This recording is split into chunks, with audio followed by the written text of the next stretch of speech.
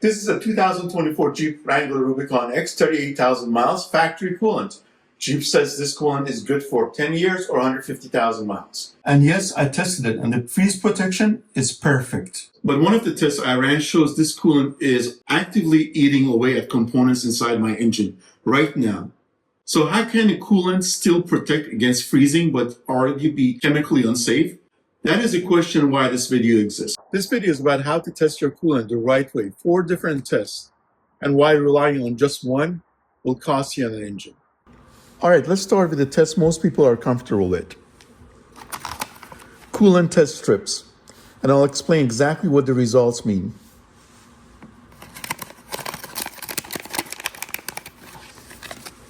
Quick note on the strips I'm using here, these aren't just generic coolant strips. They test both pH and freeze protection, which is exactly what we want to check first. So as you can see, the strip tests the pH of the coolant here. pH tells me if the coolant chemistry is still healthy. Good coolant shouldn't be acidic. It should be 7 or higher on the scale, because that's what protects the aluminum parts and seals. If the pH drops below 7 and becomes acidic, that tells me the protection is wearing out and the risk of corrosion is going up. And then there's the glycol percentage. That's what controls the freeze point and the boil point. Around the 50-50 mix is a sweet spot. It protects against freezing in winter and raises the boiling point in the summer. Too little glycol and you lose freeze and boil protection. Too much glycol and cooling efficiency actually drops. As a bonus, the other side of this strip tests brake fluid. You'll be seeing that side of the strip in a future video when I do my brake fluid change. Alright guys, before we get started, just an important safety note. Never open a cap right after driving a car. Make sure the car has been sitting a while. The coolant system is under pressure, and if you open this cap, it's going to basically spray you with hot coolant and you're going to burn yourself. In my case, this Jeep's been sitting overnight, so there are no issues. The first test we're going to do is the coolant strip, and you can just open the cap here and dip the strip into the fluid. In my case, I'm going to use a syringe just to pull the coolant and drop a couple of drops right on the strip. So I got a little syringe here. I'm going to go in the coolant, come over here and drop a couple of drops at each location. And then we're going to wait about 30 seconds and then look at the results. So let's go ahead and do that inside. All right, so let's take a look. So when I compare my strip to the chart, it looks like the pH is around 5.5. And if that number were truly accurate, that would be really bad. It would mean the coolant is acidic and it would be time to change it right away. But is that really true? Here's what most videos on the internet don't know or don't talk about. Almost all coolant test strips you can buy, even the ones marketed for your car, like the one I picked up on Amazon, are not calibrated for oat coolant, which is what comes in my Jeep Wrangler and most modern vehicles. They're designed assuming the liquid is mostly water with older inorganic additives. Oat coolant is different. It contains organic acids, buffers, dyes, and corrosion inhibitors that change how pH indicators behave on these generic strips. So in my case, this strip is probably reading lower than the real pH, often by 0.5 point to as much as 2 full points. And that error isn't consistent. It depends on things like glycol percentage, temperature, and chemistry of the coolant. That's why you just can't add a number and fix the reading. Now, yes, there are strips made specifically for oat coolant, like the Fleetguard CC8997. But a bottle of that for 25 strips can cost $80 or more. But here's the good news. There is another way to check coolant health that costs $0 and uses something most of us already have in a garage. A multimeter. Before we go on, let's look at the other thing this strip measures, the glycol percentage, which you can see right here. When I compare it to the chart, it comes out to be about 60%. Now, according to the service manual, the ideal mix for my Jeep is 50%. And since I don't live in the Arctic, 60% does seem a little high. But in this case, the glycol reading actually looks like it might be accurate. Later in the video, I'll show you how to confirm that level the right way. And if that number holds true, it means this Jeep likely left the factory with a higher than optimal glycol concentration, which gives you more freeze protection but isn't ideal for overall cooling and heat transfer in the engine and other components. Alright, before I show you how to measure the voltage in your coolant, let's talk about why we're doing this and why this might be one of the best ways to tell if your coolant is becoming dangerous or starting to allow corrosion. When we measure voltage in a coolant, what we're really checking is whether electrical current is finding a way through the cooling system. Ideally, coolant should act like an insulator, but when corrosion inhibitors start to break down, the fluid becomes more conductive. And when that happens, stray electrical current starts moving through the coolant instead of flowing through proper ground paths. That's when corrosion speeds up. This increased electrical activity causes electrons to move away from the metals that are most sensitive to it, and aluminum is at the top of that list. Aluminum gives up electrons easily, which means it becomes the sacrificial metal in the system. When that happens, the aluminum atoms weaken and the metal slowly starts to break down. That's how you end up with pitting in aluminum, damage to heater cores, radiators, water pump seals, and even failure of sensors that sit in the cooling system. And here's the important part. Bad coolant usually doesn't destroy the engine first. It takes out the water pump first because the seal lives in the coolant. Then the thermostat, because corrosion builds on the valve and spring. And if you've noticed how many YouTube videos there are about thermostat failures, this is one reason why. Then the heater core, because its passages are thin and sensitive. Only later do you start seeing problems in bigger components like the radiator. Now, what numbers are we actually looking for? If your voltage reading is below 0.3 volts, that's what we want to see. Personally, I like being even more cautious. If I see anything over 0.2 volts, I start paying closer attention. I also don't like pushing coolant past 5 years, even though Jeep says 10, just to stay on the safe side. And here's why that matters. Once voltage starts rising, the process isn't linear. Everything tends to accelerate from 0.3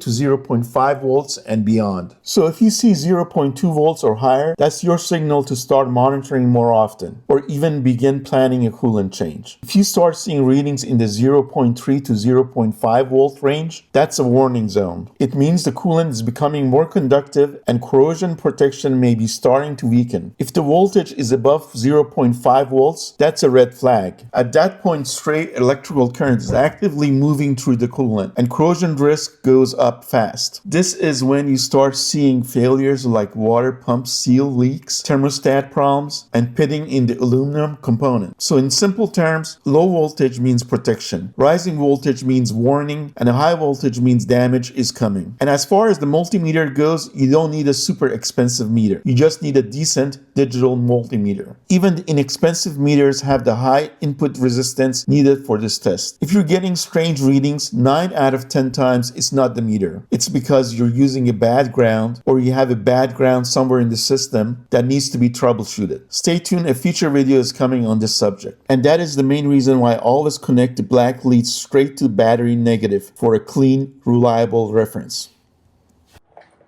Alright guys, to measure the voltage on your coolant, I'm going to be using a multimeter.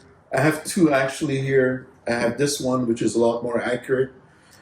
I'll do that first, and then I'll use this one which is a lot of people have at home. It's a cheaper one, but it's not as accurate, but both will do the job. To use this meter, I'm just going to set it to DC voltage. First, turn it on. I'm going to run the negative cable here to the negative battery terminal. So let me do that. So I'm going to connect it to the negative battery terminal. All right. Let's turn on DC voltage. And then I'm going to dip this into the coolant. Okay, and I read about between 25 to 30 millivolts. And let me show you that.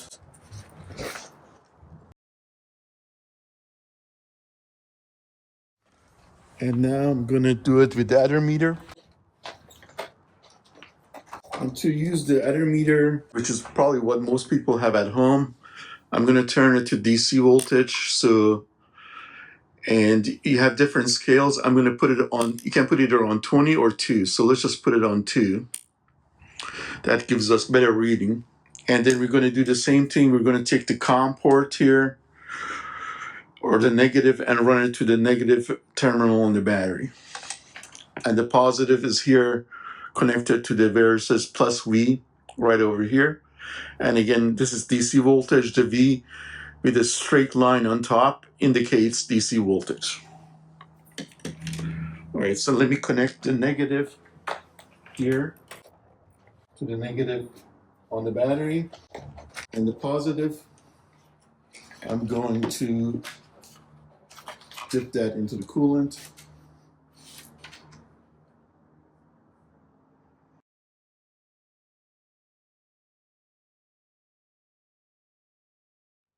All right, so I measured the voltage and it was in millivolts. It's far below the 0.2 volts. That tells me the chemicals and corrosion inhibitors in this coolant are still doing their job. This fluid still has plenty of life in it, despite what the test strip showed earlier. So there you go.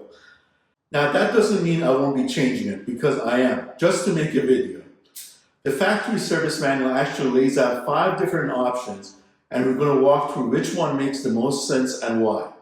It also calls out the next tool I'll be using in the process. So make sure you subscribe and hit the bell so you don't miss it when the video drops. And hey, you can even use the same type of tool for making things like honey or beer. So cheers. The next tool I'm going to use is a refractometer. I picked this one up from Amazon for less than $20. To use it, we're just going to take this syringe that came with. We're going to open this lid. I'm going to take a couple of drops here from the coolant reservoir and just drop it right on this glass here.